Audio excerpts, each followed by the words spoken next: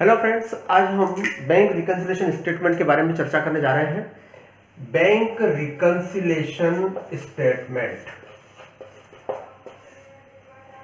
Bank reconciliation जैसा इसके नाम से लगता है, बैंक के अकाउंट को हमारे यहाँ की कैश बुक से मिलाना, इसी को बोलते हैं बैंक रिकन्सिलेशन स्टेटमेंट। रिकन्सिलेशन करना। हमारे यहाँ की जो कैश बुक रहती है वो किस टाइप की होती है? कैश बुक जो है डबल कॉलम होती है,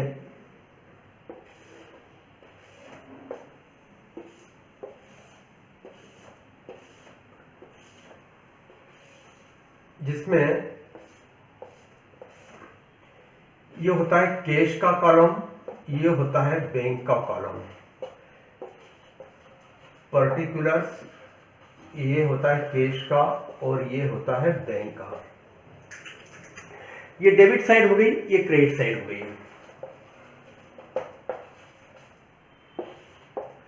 यहां से ये बीच में से आधी हो जाती है। अब जब भी हम कोई कैश का ट्रांजैक्शन बैंक से करते हैं तो कैश बुक के अंदर एंट्री बैंक कॉलम में होती है। सपोज हमने बैंक में 10,000 रुपये जमा किए, तो 10,000 रुपये बैंक में यहां आ जाएंगे, यहां आ जाएगा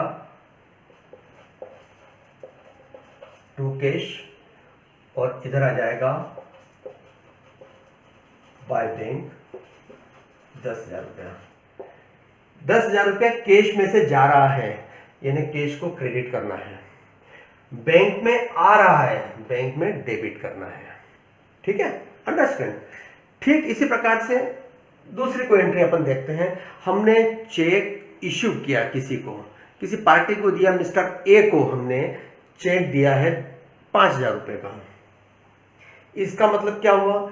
बैंक के अंदर से 5,000 रुपया चले जाएगा, तो हम यहां क्या एंट्री कर देंगे?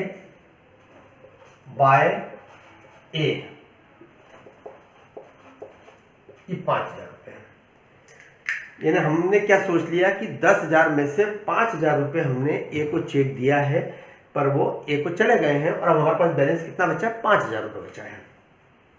ठीक है, इसी प्रकार से यदि सपोज करो कोई ऐसी पार्टी है जिससे हमें चेक मिला है, 15,000 का एक चेक मिला है मिस्टर सीताराम से, है ना? सीताराम से हमें चेक मिला है, तो टू सीताराम चेक मिला है हमें 15,000 रुपए का। हमने चेक बैंक में भेजा डिपॉजिट करने के लिए। हमने ये मान लिया है कि हमारा बैलेंस फिर 15,000 से बढ़ गया। Okay, correct. अब हम आते हैं बैंक के पासबुक के ऊपर। बैंक की पासबुक क्या शो करती है? बैंक की पासबुक कैसी होती है? इसमें इधर तो डेट, पर्टिकुलर्स ये सब होती हैं, लेकिन यहां पे एक कॉलम होता है विथड्रॉल का, यहां होता है डिपॉजिट का, और यहां होता है बैलेंस। ओके, इस टाइप से मेन कॉलम होते हैं, विथड्रॉल, डिपॉजिट, बैलेंस। हमने जब पैसा बैंक में जमा किया, ये टू कैश, जब हमने 10,000 रुपया जमा किया था, तो बैंक में पासबुक में क्या हुआ? क्या एंट्री होगी? डिपॉजिट साइड में हो जाएगी। क्या एंट्री होगी यहां पे? बाय कैश, और वो यहां होगी 10,000। बैलेंस भी आपका 10,000 हो गया। ठीक है, उसके बाद में दूसरी एंट्री हमने क्या की थी? बाय ए, है ना? ए क्यों करा था? क्योंकि ए को हमने एक चेक दिया, है ना? बैंक का एक चेक दे दिया ए को कि आप बैंक से पेमेंट ले लें। जब ए बैंक के पास जाएगा तो यहां पर क्या एंट्री करेंगी? बैंक टू ए 5,000 रुपया, बैलेंस अगेन निकालेंगे वो 5,000 रुपया। ओके, फिर सीताराम से हमें 15,000 रुपये का एक चेक मिला बैंक में जमा करने के लिए। हमने कैशबुक में उसकी एंट्री कर दी है, 15,000 रुपये बढ़ा दिए हैं, बैंक में भी इसकी एंट्री हो जाएगी। बाय सीताराम, जो भी क्लियरिंग चेक हो तो क्लियरिंग लिख देंगे 15,000, और ये कितना हो जाएगा बैलेंस 20,000। ओके, हमारी कैशबुक का बैलेंस कितना आ रहा है 10, 20, 25, और इसमें से ये 5 गए तो आ जाएगा 20,000 बाय बैलेंस। ओके, ये बैलेंस हमारा यहां टैली हो रहा है। अब ये तो टैली हो रहा है क्योंकि हमने सिंपल सी 3 एंट्रियां की वहां और 3 एंट्रियां यहां की, इसमें ये हमारा बैलेंस टैली हो गया है। लेकिन व्यापार में कई बार ये बैलेंस टैली नहीं होता है, इसको टैली करना वो हम इसमें लेते हैं। कई बार क्या हो रहा है, इसमें 20,000 आ रहे हैं, यहाँ 20,000 की जगह 18,000 आ रहे हैं, तो डिफरेंस हमें निकालना है कि 2,000 का डिफरेंस कहाँ गया। तो अब अपन आते हैं वो कौन से पॉइंट्स हैं जिनसे कि कैशबुक और बैंक की पासबुक में डिफरेंस आता है। कहाँ डिफरेंस आता है? नंबर 1, ये बाय ए को हमने चेक इश्यू किया 5,000 रुपए का, ठीक है। सपोज करो इस व्यक्ति ने चेक गुमा दिया, या ये व्यक्ति ने बैंक से पैसा वसूल नहीं किया है, चेक रख के भूल गया।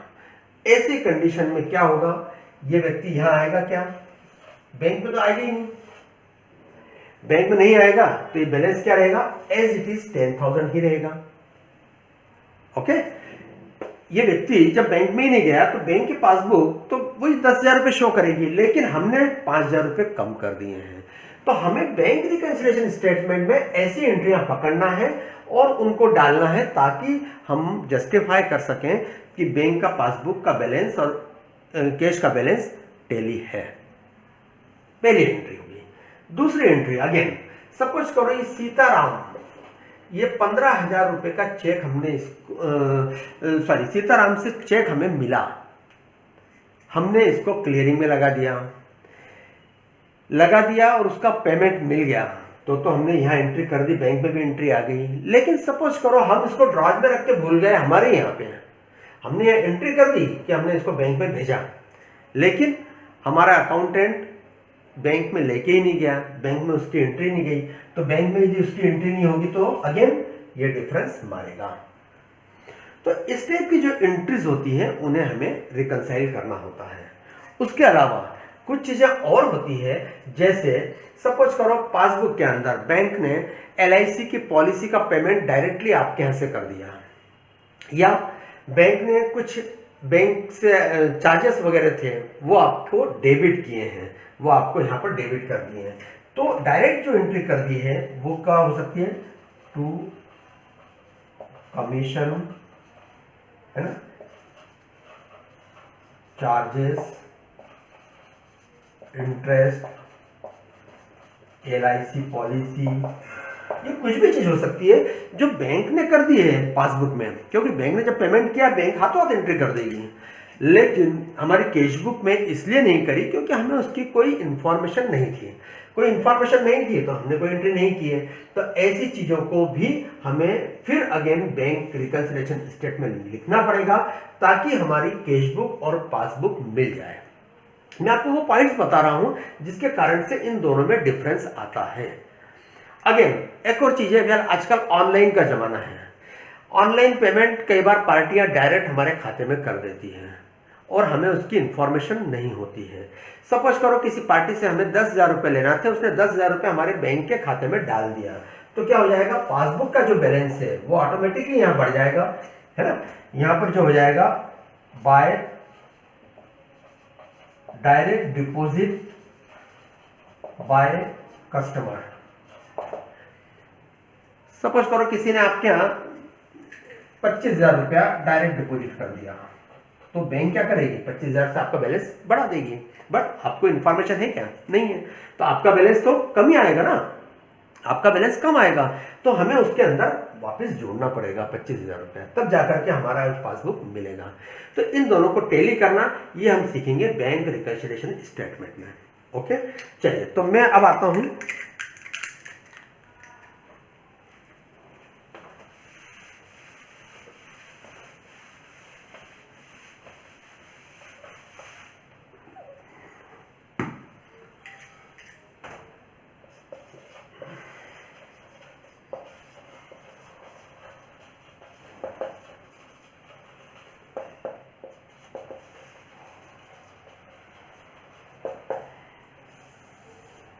इसमें मैं एक चीज और बताना चाहूंगा कि बैंक की पासबुक में और कैश बुक में जो डिफरेंस आता है उसका एक रीजन और होता है कि हम ये दोनों चीजें जो बना रहे हैं ये पर्टिकुलर एक तारीख को बना रहे हैं, एज ऑन। किस तारीख को बना रहे हैं? सपोज करो हमने 31 मार्च 2020 को बनाया। यदि 31 मार्च 2020 को बना रहे हैं, कई बार क्या होता है चेक हमने पार्टी को दिया 28 तारीख को दिया या 29 तारीख को दिया और उसने उस चेक का पेमेंट बैंक से जाकर लिया 4/4/2020 को। इट मींस 31 मार्च को तो जो है आपका डिफरेंस मारेगा ही मारेगा। इसी प्रकार से कोई खर्चे बैंक ने 31 मार्च को लगाए हैं, आपने उसकी एंट्री नहीं करी है तो आपको 4 तारीख को मालूम पड़ा, तो वो खर्चा डिफरेंस मारेगा ही मारेगा। आपने किसी व्यक्ति से जो चेक प्राप्त हुआ है और वो बैंक के अंदर क्लियरिंग के अंदर भेजा है, क्लियरिंग में उसको 2 दिन लग जाते हैं, आपने भेजा है 30 तारीख को या 31 तारीख को भेजा है, तो वो उसका पेमेंट आपके खाते में कब आएगा? 4 तारीख को आएगा। लेकिन कैश बुक में आप एंट्री 30 तारीख को ही कर चुके हैं, तो वो जो चीज़ आती है वो चीज़ के कारण से डिफरेंस आता है।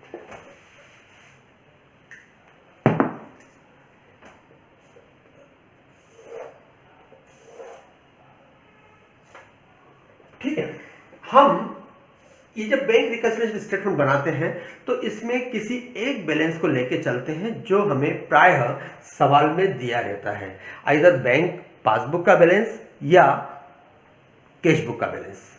सपोज करो मैं अभी हाल कैश बुक वाला बैलेंस लेके चल रहा हूं, यह लिखेंगे अपन balance as per cash book. ठीक है, और ये बैलेंस कौन सा है? Deposit balance, credit balance as per cash book. Suppose करो ये इसमें हमारा था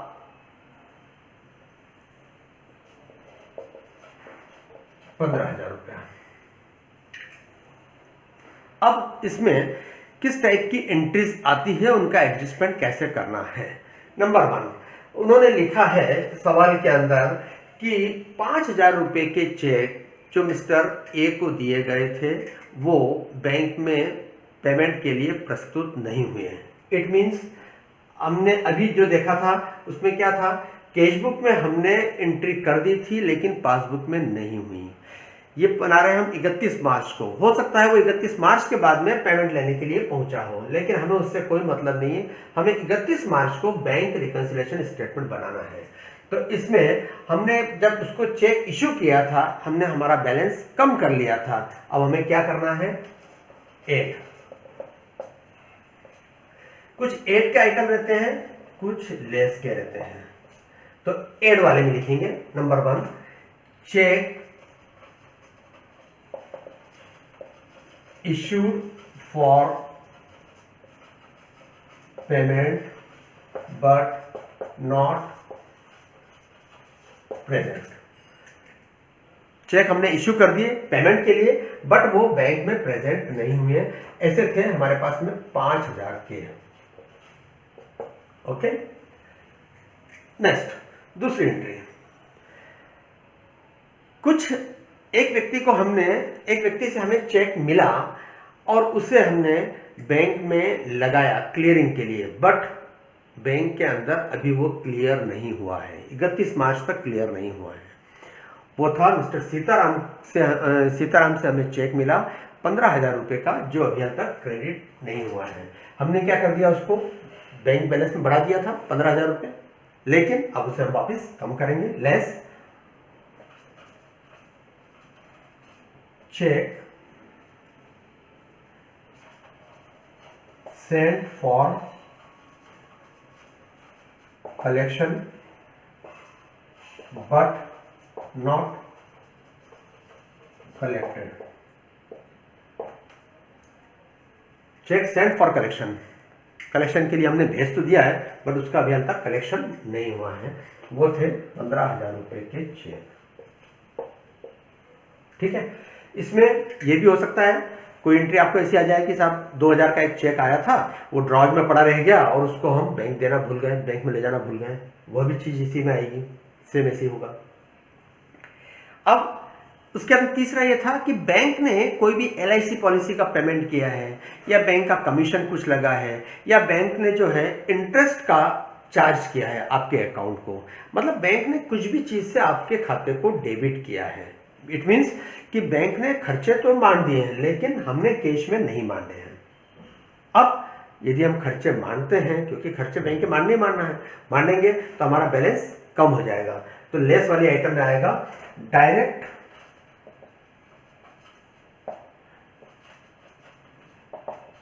डेबिटेड बाय बैंक। इसमें कुछ भी हो सकता है, आइदर कमीशन